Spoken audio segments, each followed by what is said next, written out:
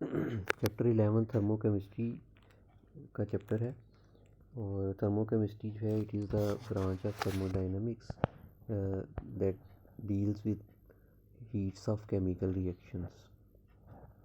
हमें पता है कि जैसे जब केमिकल रिएक्शन होता है तो उस दौरान हीट इवॉल्व या अब्जॉर्ब होती है, और मुख्तलिफ़ किस्म के रिएक्शन के लिए मुख्तलिफ़ किस्म की हीट्स ऑफ रिएक्शन जो हैं उनके नाम यूज़ किए जाते हैं, जैसे heat of formation, heat of combustion, heat of neutralization वगैरह।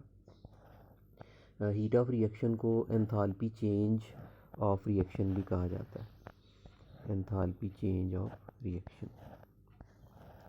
और एंथैल्पी चेंज ऑफ रिएक्शन को रिप्रेजेंट करने के लिए डेल्टा एच का सिंबल यूज़ किया जाता है। डेल्टा जो है ये चेंज के लिए, और एच जो है ये एंथैल्पी का सिंबल है। एंथैल्पी जो है ये heat content of the system को कहते हैं। अगर एंथैल्पी चेंज या हीट ऑफ रिएक्शन जो है वो स्टैंडर्ड थर्मोडायनेमिक स्टेट के ऊपर मैयर की जाए, तो स्टैंडर्ड स्टेट के ऊपर रिप्रेजेंट करने के लिए इसके ऊपर एक डिग्री का निशान डाल दिया जाता है, यानी डेल्टा एच के ऊपर एक डिग्री, इसको डेल्टा एच नॉट पढ़ते हैं। और जब ये लिखा हुआ हो तो इसका मतलब है standard enthalpy change of A reaction. और ये चूँकि बेसिकली हीट है, हीट ऑफ रिएक्शन है, तो इसकी मेजरमेंट के लिए हीट वाला यूनिट ही यूज़ होता है, जैसे कि जूल्स, किलो जूल्स या कैलोरीज़ या किलो कैलोरीज़ वगैरह। जितने भी हीट के यूनिट, हीट मेजरमेंट के या एनर्जी मेजरमेंट के यूनिट हैं, वही एंथैल्पी चेंज ऑफ रिएक्शन या हीट ऑफ रिएक्शन की मेजरमेंट के लिए यूज़ होते हैं। इस चैप्टर में एक बहुत इंपॉर्टेंट टॉपिक जो है वो है हेसिस लॉ।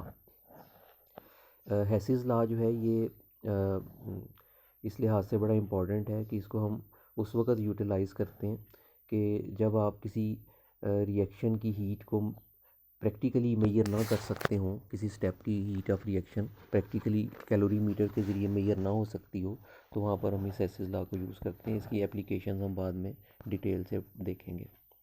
तो Hess's law states that the enthalpy change in a chemical reaction is same whether the reaction takes place in one step or several step।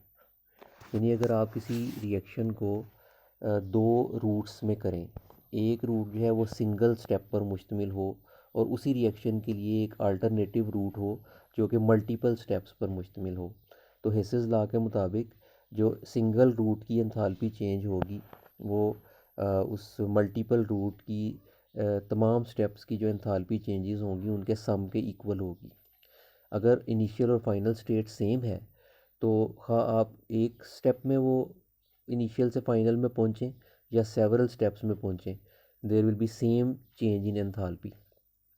यानी ओवरऑल अगर आप एक साइकिल क्रिएट करते हैं कि जिसमें एक डायरेक्ट रूट हो और एक इनडायरेक्ट रूट हो, तो उसकी तमाम एंथैल्पी चेंजेस का जो सम है वो इक्वल होगा ज़ीरो के। और इसको हम इस तरह मैथमेटिकली रिप्रेजेंट कर सकते हैं, summation enthalpy change of whole cycle, यानी डायरेक्ट रूट और इनडायरेक्ट रूट के तमाम स्टेप्स की टोटल एंथैल्पी चेंजेस जो होंगी they will be equal to zero. तो ये मैथमेटिकल फॉर्म है हेसिस लॉ की कि summation delta H cycle equal to zero. इसकी एक्सप्लेनेशन ज़रा देखते हैं। सपोज़ कि आप एक रिएक्टेंट ए को प्रोडक्ट बी में चेंज करते हैं और उसके लिए आप दो रूट्स यूज़ करते हैं। एक डायरेक्ट रूट है जिसमें आप डायरेक्टली ए से बी में जाते हैं, ये वन स्टेप रूट है, और इसके लिए जो एंथैल्पी चेंज है उसको हम डेल्टा एच से रिप्रेजेंट कर रहे हैं। इसी चेंज के लिए यानी ए से बी में जाने के लिए एक अल्टरनेटिव रूट है, वो ये है कि आप इनडायरेक्टली पहले ए से सी में जाएं और इस स्टेप में जो डेल्टा एच है उसको आप डेल्टा एच वन से रिप्रेजेंट कर लें।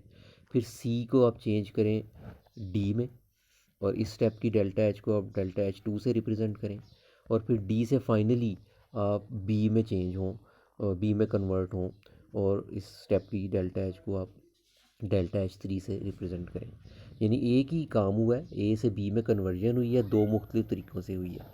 एक directly from A to B जिसकी डेल्टा एच को डेल्टा एच से रिप्रेजेंट किया गया है, और दूसरी इनडायरेक्ट 3 स्टेप्स पर मुश्तमिल है कि ए से पहले सी में, सी से डी में और डी से फाइनली बी में।